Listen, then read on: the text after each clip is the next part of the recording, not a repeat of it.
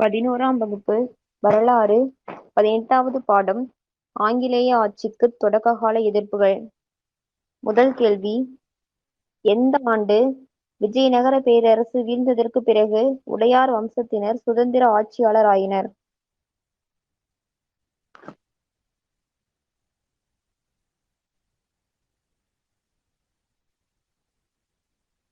1565.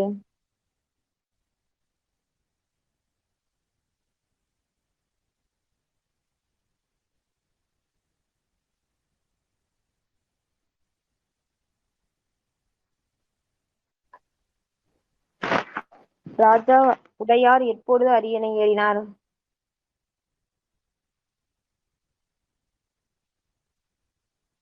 1588.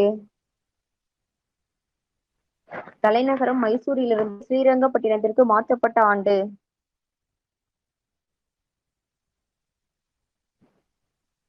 1610.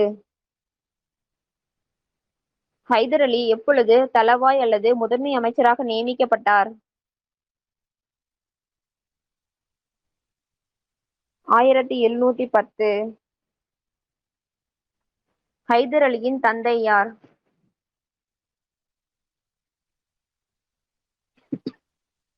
ஹைதர் அலியின் தந்தை யார்?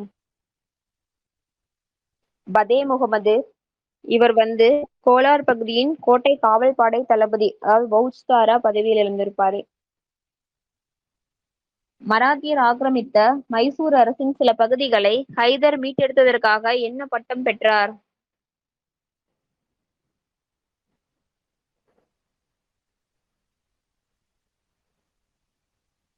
பதே ஹைதர் பகதூர்.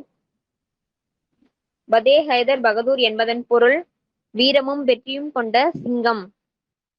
எந்த ஆண்டு ஹைதர் ஆங்கிலேயருக்கு எதிராக புதுச்சேரியிலிருந்து பிரெஞ்சுக்காரர்களுடன் கூட்டு சேர்ந்தார்?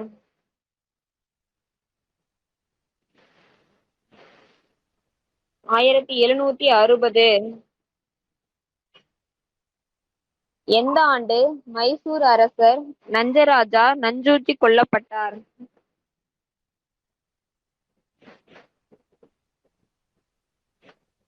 1770. கிழக்கிந்திய கம்பெனி திவானி உரிமையை பெற்ற இடங்கள்?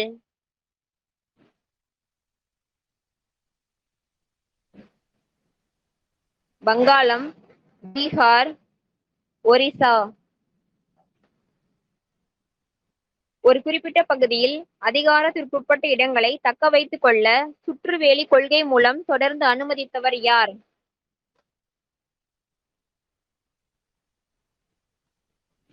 Warren Hastings. முதலாம் மைசூர் போர் நடைபெற்ற காலம்? முதலாம் மைசூர் போர் நடைபெற்ற காலம்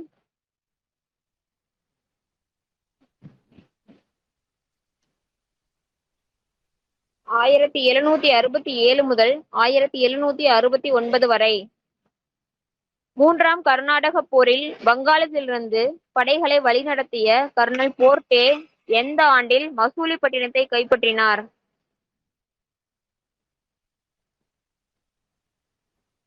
1759. படசர்க்கார்கள் என அறியப்படும் மாவட்டங்கள் எவை? வடசர்க்கார்கள் என அறியப்படும் மாவட்டங்கள் கஞ்சம், விசாகப்பட்டினம், கோதாவரி, கிருஷ்ணா மற்றும் குண்டூர். வடசர்க்கார்கள் ஆங்கிலேயர் வசமானதை முகலாய பேரரசர் எந்த உடன்படிக்கையின் மூலம் அங்கீகரித்தார்?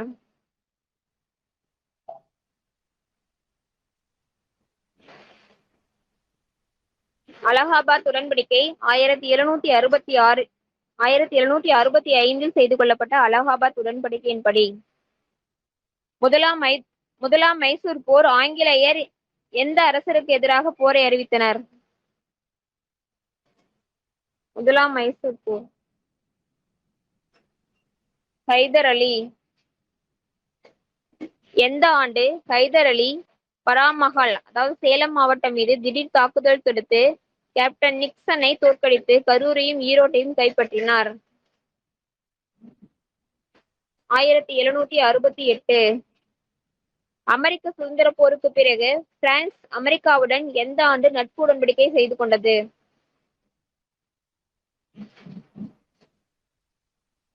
1778. மதுரையிலும் திருநெல்வேலியிலும் படையை நடத்திச் சென்ற ஹைதர் அலியின் தளபதி யார்?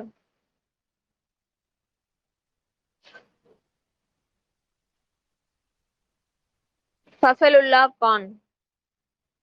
கரூரையும் திண்டுக்கலையும் கைப்பற்றியவர் யார்?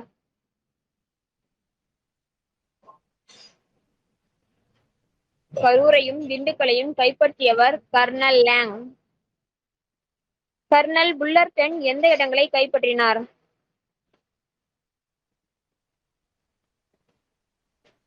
கர்னல் புல்லர்டன் எந்த இடங்களை கைப்பற்றினார்? பாலக்காடு மற்றும் கோயமுத்தூர். புற்றுநோயால் பாதிக்கப்பட்டு ஹைதர் அலி மரணமடைந்த ஆண்டு?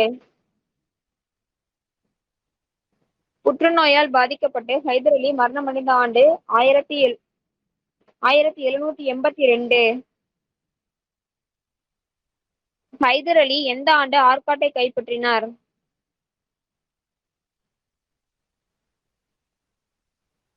1780. இரண்டாம் மைசூர் போரின் காலகட்டம்.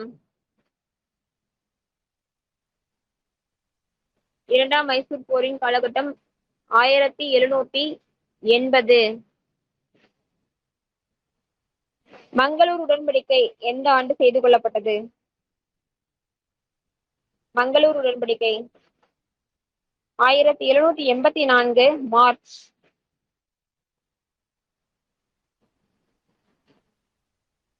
மதராஸை முற்றுகையிட வங்காளத்திலிருந்து அனுப்பப்பட்டவர் யார்?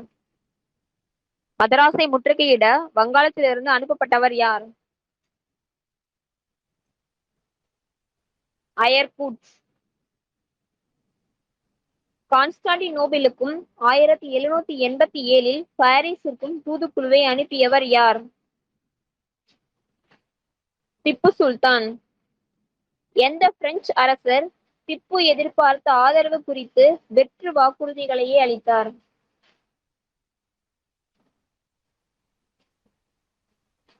16ஆம் லூயி. கர்னல் ஹார்ட்லி திப்புவின் தளபதி ஹுசைன் அலியை எங்கு தோற்கடித்தார்?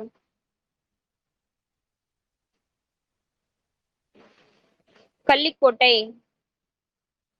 திப்பு சுல்தானை ஸ்ரீரங்கப்பட்டினத்தில் தோற்கடித்தவர் யார்? திப்பு சுல்தானை ஸ்ரீரங்கப்பட்டினத்தில் தோற்கடித்தவர் யார்? காரன்வாலிஸ். எந்த உடன்படிக்கையின்படி திப்பு சுல்தான் அவருடைய ஆட்சி பகுதிகளில் பாதி இடங்களை ஆங்கிலேயருக்கு கொடுக்க வேண்டிய நிர்பந்தம் ஏற்பட்டது?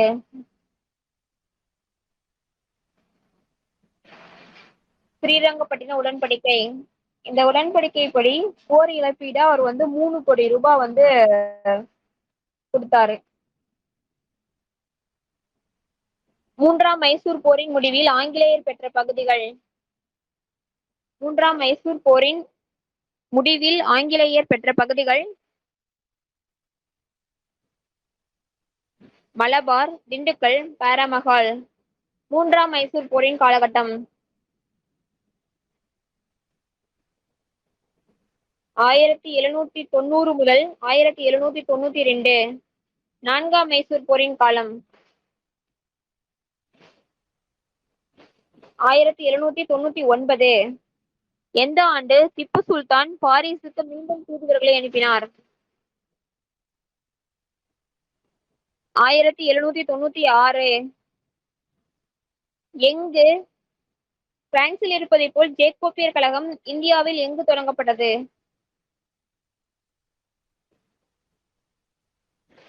ஸ்ரீரங்கப்பட்டினம். திப்புவின் மகன்கள் முதலில் எங்கு சிறை வைக்கப்பட்டனர்? வேலூர் வேலூர் கோட்டையிலிருந்து 1806 புரட்சிக்கு அப்புறம் அவங்கள வந்து கல்கத்தாவுக்கு வந்து சேஞ்ச் பண்ணியிருப்பாங்க. விஜயநகர பேரரசின் வீழ்ச்சிக்கு பிறகு அரச பிரதிநிதியாக மதுரைக்கு வந்தவர்கள் யார்? விஜயநகர பேரரசின் வீழ்ச்சிக்கு பிறகு அரசு பிரதிநிதியாக மதுரைக்கு வந்தவர்கள் நாகம நாயக்கர் மற்றும் அவருடைய மகன் விஸ்வநாத நாயக்கர். யாருடைய வழிகாட்டுதலின் பேரில் பாண்டிய பேரரசின் அனைத்து சிற்றரசுகளும் 72 பாளையங்களாக மாற்றப்பட்டது? தளவாய் அரியநாதர். பாளையக்காரர் முறை எப்பொழுது தோன்றியது?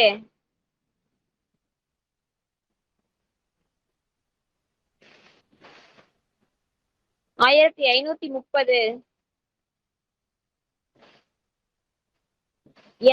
முதலில் பாளையக்காரர் முறை எந்த ஊரில் பின்பற்றப்பட்டு வந்ததாக கருதப்படுகிறது?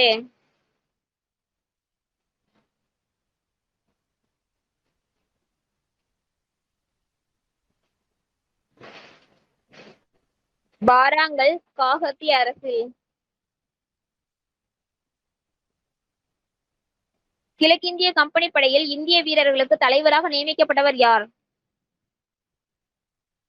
கிழக்கிந்திய கம்பெனி படையில் இந்திய வீரர்களுக்கு தலைவராக நியமிக்கப்பட்டவர் கான் சாஹிப் என்றழைக்கப்பட்ட யூசப் கான். மாபூஸ் கான் யாருடன் திருநெல்வேலிக்கு படையெடுத்துச் சென்றார்? மாபூஸ் கான் யாருடன் திருநெல்வேலிக்கு படையெடுத்துச் சென்றார்? Kernel Heron. நெற்கட்டும் செவல் கோட்டையை ஆட்சி செய்த பாளையக்காரர் யார்? நெற்கட்டும் செவல் கோட்டையை ஆட்சி செய்த பாளையக்காரர் புலித்தேவர். நவாப் சாந்தா சாஹிப்பின் முகவர்களான யார் திருநெல்வேலியையும் மதுரையையும் கண்காணித்து வந்தனர்?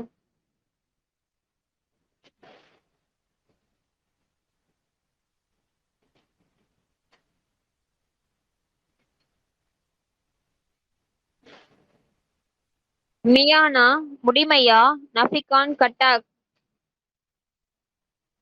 இவங்க வந்து பதான் இனத்தை சார்ந்த அதிகாரிகள்.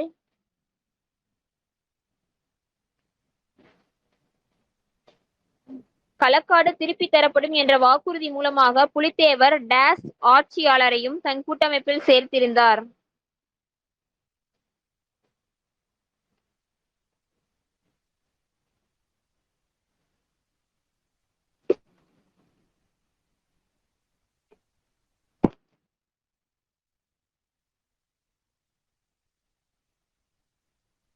திருவிதாங்கூர்.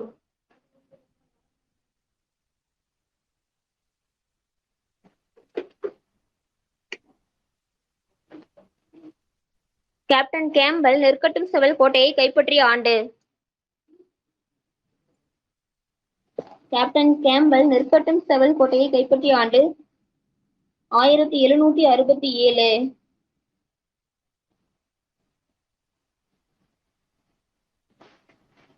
யூசப் கானின் இயற்பெயர்?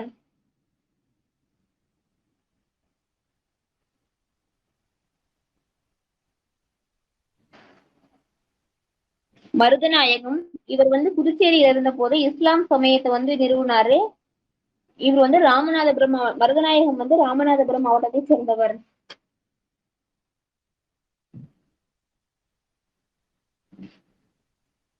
வேலு நாச்சியார் யாருடைய மகள்?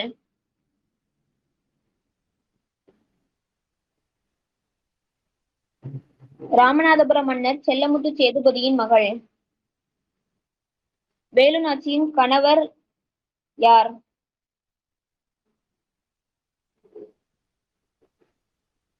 சிவகங்கை அரசர் முத்துவடுகர் பெரிய உடையார்.